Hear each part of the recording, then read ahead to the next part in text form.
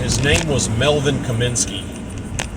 Found out as a teenager that he was good at entertaining. He played instruments, the drums mainly. He sang, he danced, he told jokes, he took part in plays, and as a teenager in the 1930s, he actually performed on stage in the Catskills. He graduates high school and immediately gets drafted into the war.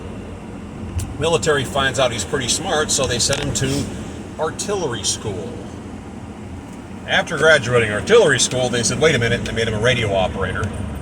And then he barfed his way across the North Atlantic Ocean on a transport, got to Europe, and they put him in a combat engineer unit, which, yeah, okay.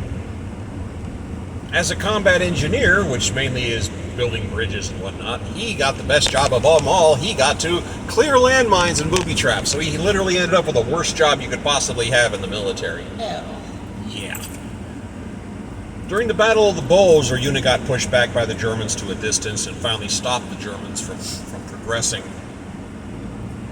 And it was on a river was the dividing line. The Germans are on one side, the Americans are on the other. And on Christmas Eve, you could hear music coming from the other side of the river. Out of the darkness, the Germans were singing Christmas carols.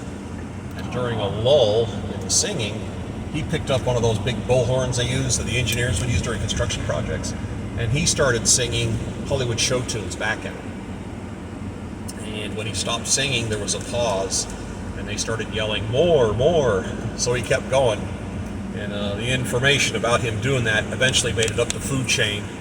And he got transferred to the Special Services, which is kind of like the USO, the entertainment of the troops. So he traveled all through Europe and ended up getting stuck there after the war ended because he was in the Special Services. He entertained troops until he got discharged in 1946. Went on into a very successful acting career.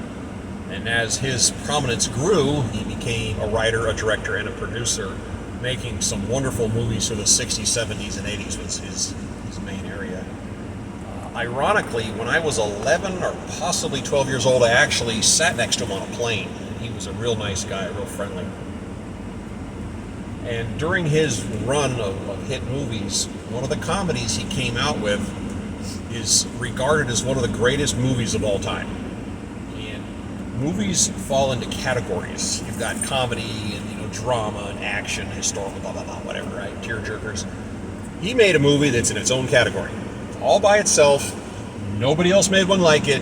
You're never going to be able to make it again. And he had to tap dance through a minefield to get away with it. And if you've never seen the movie Blazing Saddles, watch it. 60 seconds in, your jaw's going to be hanging open, and it just gets worse from there. It is an incredible comedy. He wrote it, directed it, produced it, and he acted in it in quite a few places. And as of this video, Melvin Kaminsky is still alive, better known as Mel Brooks. He's 98 years old. Still full of piss and vinegar, still doing interviews, still doing everything he's done his entire life.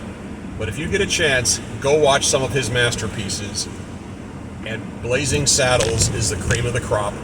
And if you see the movie from end to end, you'll understand how insanely dangerous and gutsy it was to make the film. And it's a gem. Have a great day.